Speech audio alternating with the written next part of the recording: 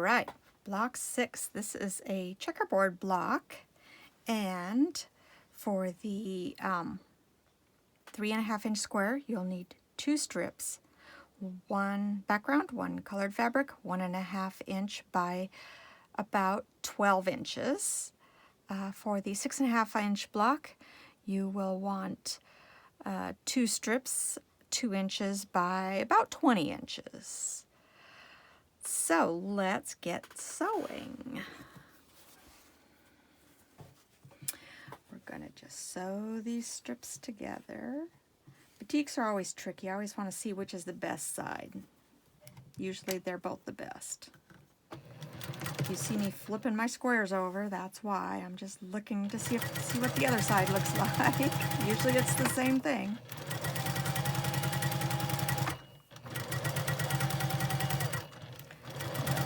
One long seam here, making sure you get your edges lined up accurately. All the way to the end there. And then we're going to open this out, pressing toward the darker side.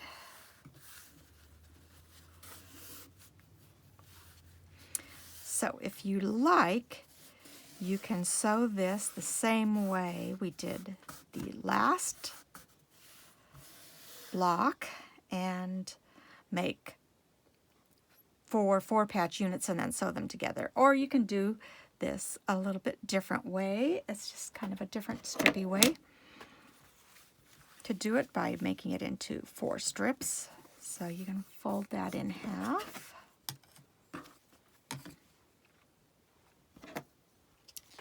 And cut that. And then you're going to turn it and you're going to sew one more. So you'll have 4 strips sewn together.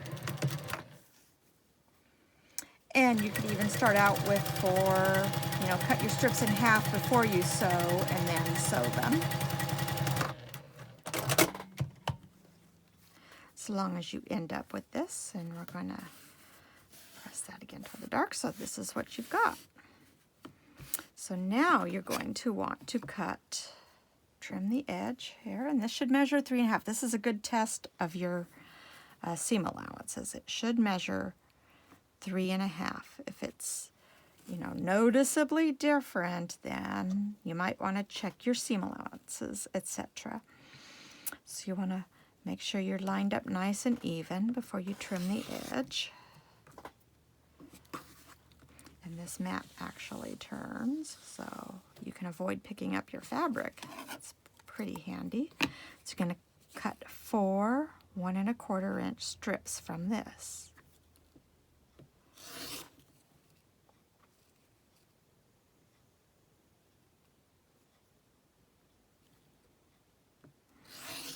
And my strips look a little short, but that's just because they haven't been actually pressed with the iron yet. I'm confident that they will be just fine once I get this all together.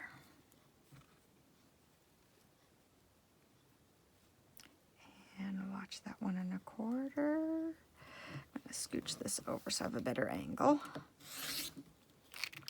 Always make sure you close your rotary cutter. So now we have 4. And then you turn and turn, and there is your block right there. So we're just going to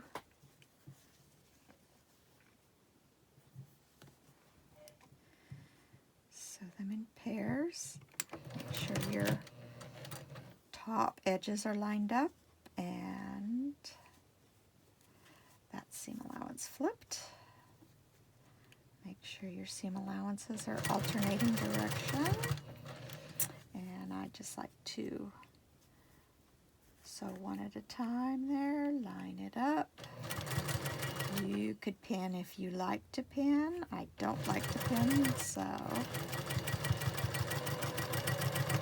there's one row, and then you can do the next row right after it.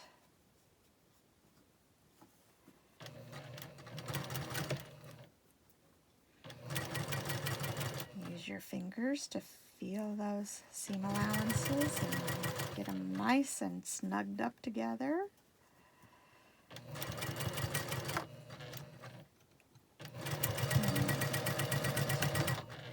There's the second pair.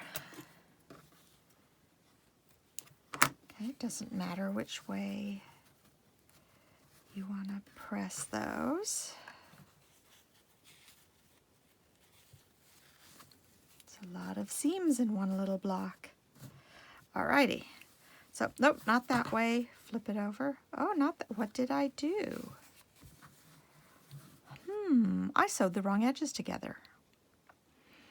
So, what I will do is I will take this out, then I will sew this side together, and then they will go together correctly. I will take that out and be right back to finish this up.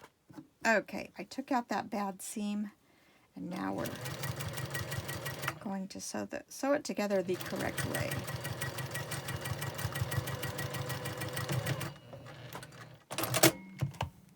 Sometimes you have to leave your mistakes. Sometimes you have to leave your mistakes in your lesson so people see what not to do.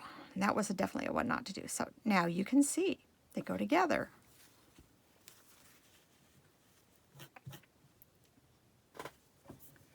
Because yes, I do make mistakes.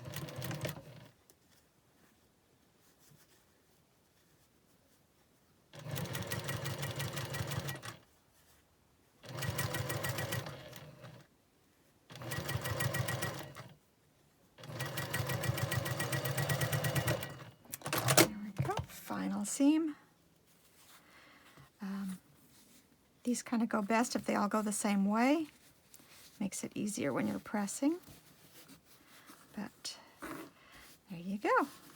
The one little 3.5-inch checkerboard block.